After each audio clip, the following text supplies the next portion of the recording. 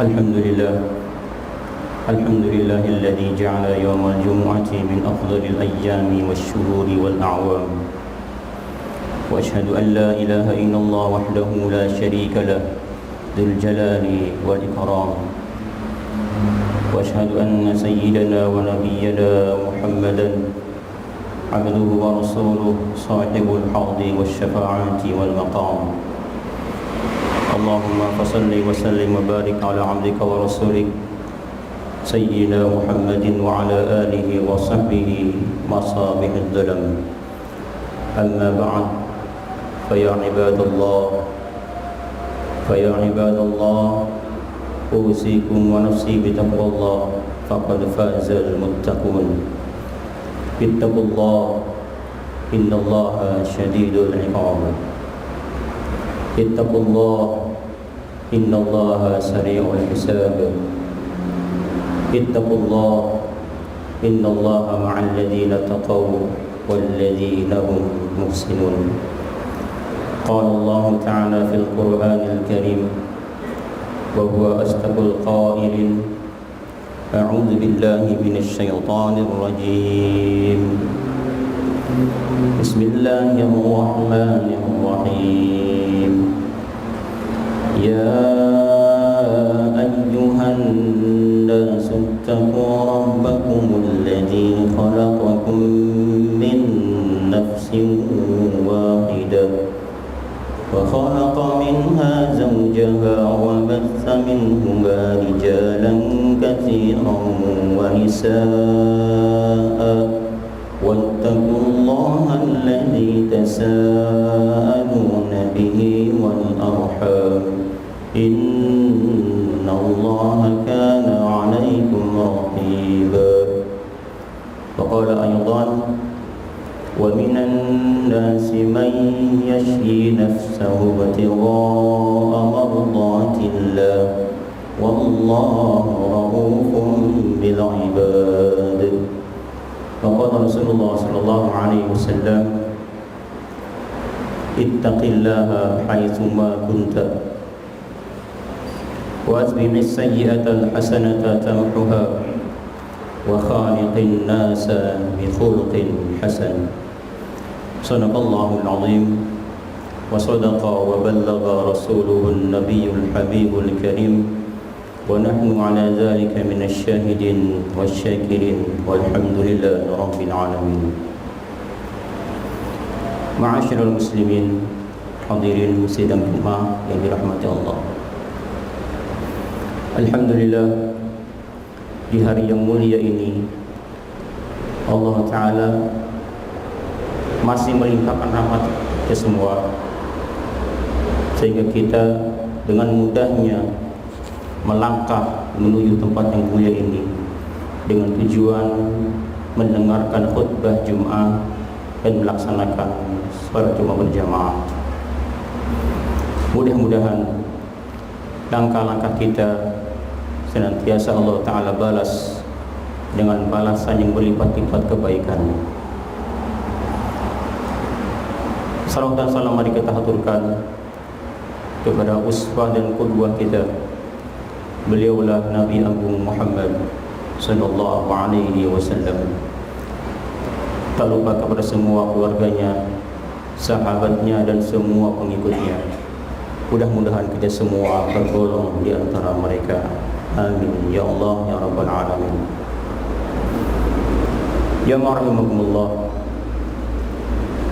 sebagai seorang muslim, kita semua menyadari bahwa bagaimanapun hebatnya usaha kita di dalam memenuhi semua panggilan-panggilan agama, tentu saja masih terdapat kekurangan dalam diri kita masing-masing. Apalagi yang berkaitan dengan larangannya, sudah tentu masih banyak yang kita langgar, masih banyak yang belum kita jauhi. Maka di mimbar ini khatib berwasiat, marilah jemaah sekalian kita kuatkan iman dan takwa kepada Allah Ta'ala.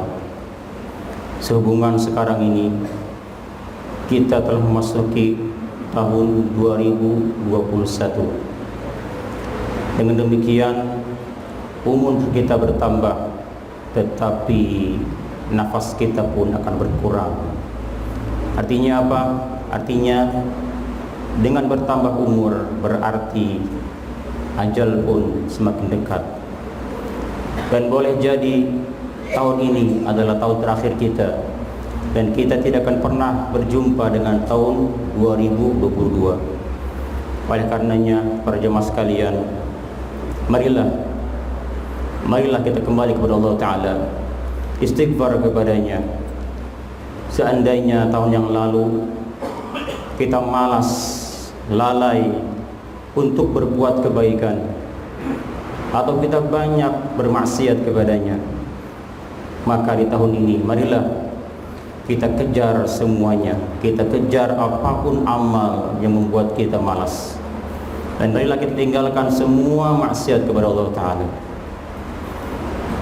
Dengan azam dan niat yang kuat, insyaallah tahun ini lebih baik daripada tahun yang kemarin.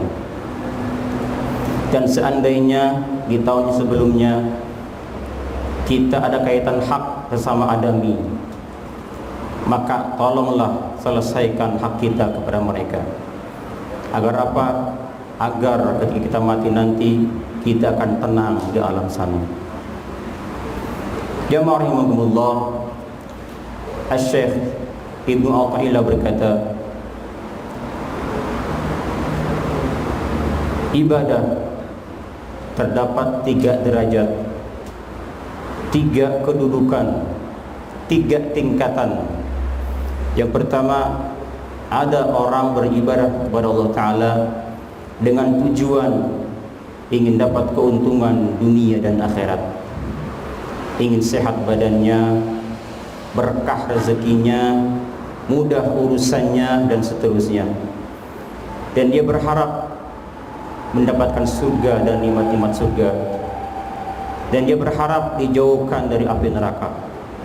Ini adalah tingkatan ibadah umum.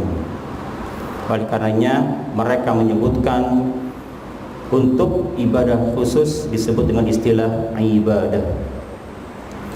Dan yang kedua, ada ibadah tingkatan khusus, bukan umum. Ialah orang yang beribadah dengan tujuan tidak mengharapkan dunia, tetapi mengharapkan akhirat semata. Dia tidak peduli keuntungan di dunia, yang penting dia mendapatkan keuntungan di akhirat dengan masuk surga dan dijauhkan dari api neraka. Dan mereka menyebut dengan istilah ubudiyah, bukan ibadah tapi ubudiyah.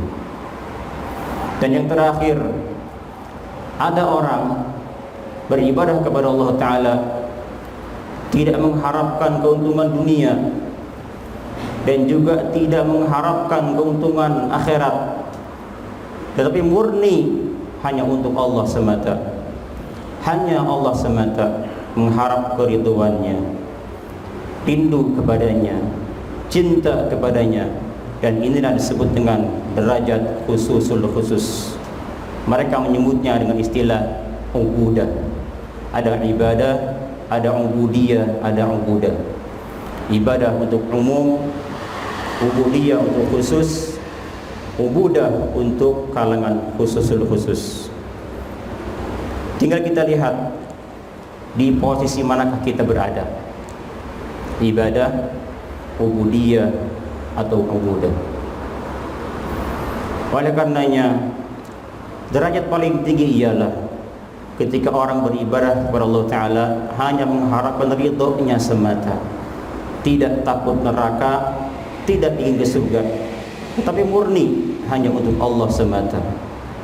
Dan ternyata inilah keridhaan yang paling besar. Surga ataupun neraka tidak bisa mengalahkan keridhaan Allah Ta'ala. Allah berfirman dalam Al-Quran At-Taubah ayat 72 yang berbunyi, wa'adallahu alladhina amanu wa 'amilus salihati jannatin tajri min tahtiha al-anharu khalidina fiha ومساكن طيبة في جنات عدن ورضوان من الله أكبر ذلك هو الفوز العظيم. Allah janjikan kepada orang mukmin laki dan perempuan bahwasanya mereka akan Allah masukkan ke dalam jannahnya Allah Ta'ala yang mengalir di bawahnya sungai-sungai. Mereka kekal di dalamnya, dan Allah berikan kepada mereka tempat tinggal yang baik. Diriwayatkan di surga ada tempat tinggal yang semuanya dari emas, ada juga yang dari perak, ada juga tempat tinggal yang tidak bisa dilihat dari luar kecuali kita masuk ke dalamnya, dan tidak bisa dilihat dari dalam terkecuali bisa dilihat dari luar, dan masih banyak yang lainnya. Tetapi ini semua Allah katakan ini tidak seberapa. Ridwanullah akbar, ridhonya Allah lebih besar daripada itu. Oleh karenanya, tanamkan dalam diri kita setiap ibadah kita, baik yang wajib, yang sunnah, niatkan murni karena Allah semata. Maka insya Allah kita akan mendapatkan ridhonya. Diriwayatkan dari Anas, dari Malik, bahwasanya Allah Ta'ala akan bertanya kepada penghuni surga. Kata Allah, ya ahlal jannah, wahai penghuni surga. Mereka menjawab, labbaik ya Rabbana wa sa'daik. Kata Allah, araditum, apakah kalian puas dengan pemberianku? Mereka menjawab, bagaimana mungkin kami tidak puas ya Rabbana, sementara engkau telah memberikan pemberian yang tidak pernah diberikan oleh siapapun. Lalu apa kata Allah?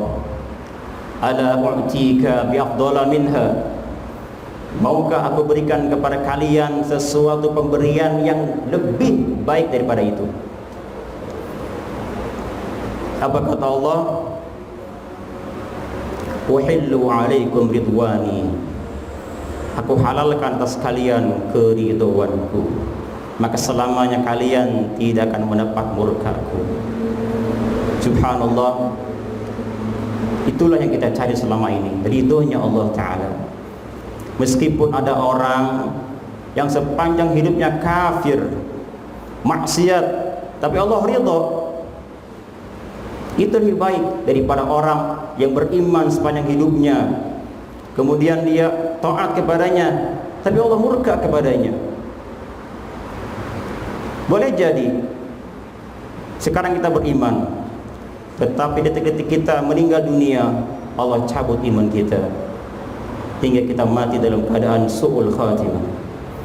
Dan boleh jadi ada orang sepanjang hidup kafir, ahli maksiat, tetapi di akhir hayatnya Allah tanamkan iman dalam hatinya sehingga dia meninggal dalam keadaan husnul khatimah. Ini kembali kepada Allah Ta'ala, semua kepada Allah Ta'ala. Oleh karenanya cari ridhonya Allah Ta'ala. Bagaimanakah cara mencarinya? Banyak. Bisa dengan iman kita, bisa dengan amal kita, bisa dengan meninggikan kalimat Allah Ta'ala dan sebagainya. Tapi hati-hati, iman kita, amal kita dan sebagainya, ada sesuatu yang mungkin bisa menghalanginya, mungkin bisa menghapusnya. Oleh karenanya, sekali lagi, tanamkan dalam diri kita murni karena Allah Ta'ala semata.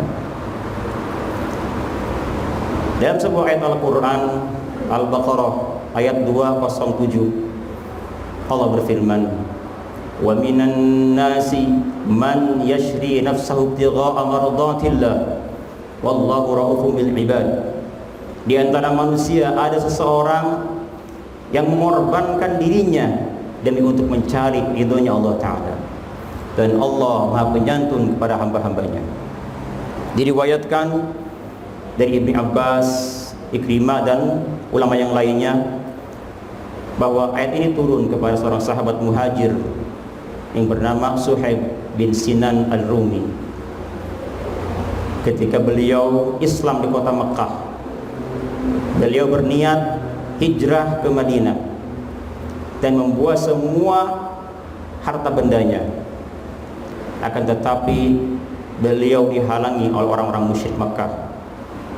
Mereka berkata, jika engkau pergi tanpa harta, kami lepaskan. Tapi jika kau pergi dengan harta, kami akan tahan.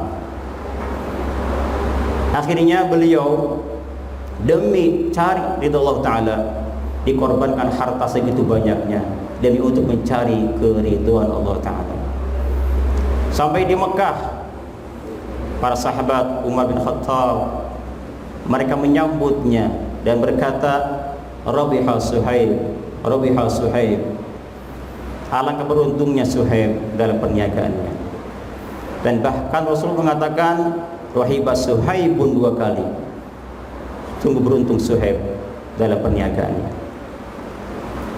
Dan beliau berkata, kata beliau, ini tidak ada apa-apanya selain ridhonya Allah Ta'ala. Subhanallah, subhanallah, ridha Allah itu yang kita cari selama ini. Dan terakhir jemaah sekalian, ada sebuah zikir dari Tirmidzi bahwasanya beliau dapat riwayat dari Thauban, pelayan Nabi. Hadis ini hasan. Thauban berkata, Rasulullah SAW bersabda bahwa man qala hina yumsi, man qala hina yumsi raditu billahi rabba wa bil islami dina wa bi muhammadin nabiyya kana haqqan 'ala Allah an yurdiyahu yaumal qiyamah. Siapa yang mengucapkan kalimat raditu billahi rabba wa bil islami dina wa bi muhammadin nabiyya setiap sore, maka wajib bagi Allah untuk memberikan ridhonya kepadanya pada hari kiamat. Baca setiap sore 3 kali. Mari jemaah sekalian kita baca sama-sama. Mudah-mudahan bacaan kita diterima oleh Allah Ta'ala. Raditu billahi rabba wa bil islami dina wa bi muhammadin nabiyya. 2 kali lagi, raditu billahi rabba wa bil islami dina wa bi muhammadin nabiyya. Raditu billahi rabba wa bil islami dina wa bi muhammadin nabiyya. Artinya, aku ridha, aku rela Allah Tuhanku, Islam agamaku, dan Muhammad nabiku. InsyaAllah kita semua dapat ridho dari Allah Ta'ala kelak hari kiamat. Barakallahu li wa lakum fil Qur'anil azim.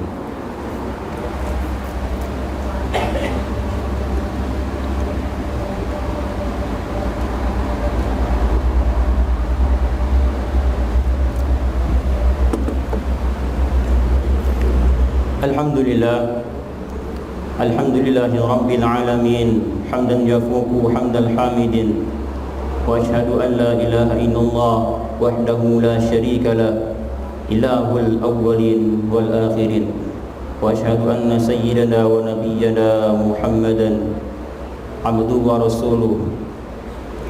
Allahumma fassalli wa sallim ala sayyidina Muhammadin wa ala alihi wa sahbihi ajma'in, amma ba'd. Fa ya ibadallah, usikum saniyatan bitaqwallah, faqad fazal muttaqun. Ittaqullah wa la tamutunna illa wa antum muslimun. Qala ta'ala fil Qur'anil Karim, a'udzu billahi minasy syaithanir rajim. Innallaha wa malaikatahu yusalluna 'alan nabi. Ya ayyuhalladzina amanu يا أيها الذين آمنوا صلوا عليه وسلموا تسليما. اللهم صل على سيدنا محمد وعلى آل سيدنا محمد كما صليت على سيدنا إبراهيم وعلى آل سيدنا إبراهيم وبارك على سيدنا محمد وعلى آل سيدنا محمد كما باركت على سيدنا إبراهيم وعلى آل سيدنا إبراهيم في العالمين إنك حميد مجيد آمين يا رب العالمين. اللهم اغفر للمسلمين والمسلمات اللهم اغفر للمسلمين والمسلمات اللهم اغفر للمسلمين والمسلمات والمؤمنين والمؤمنات الأحياء منهم والأموات.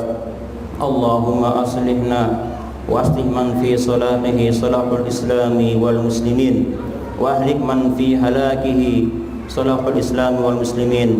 ربنا هب لنا من أزواجنا وذرياتنا قرة أعين واجعلنا للمتقين إماما.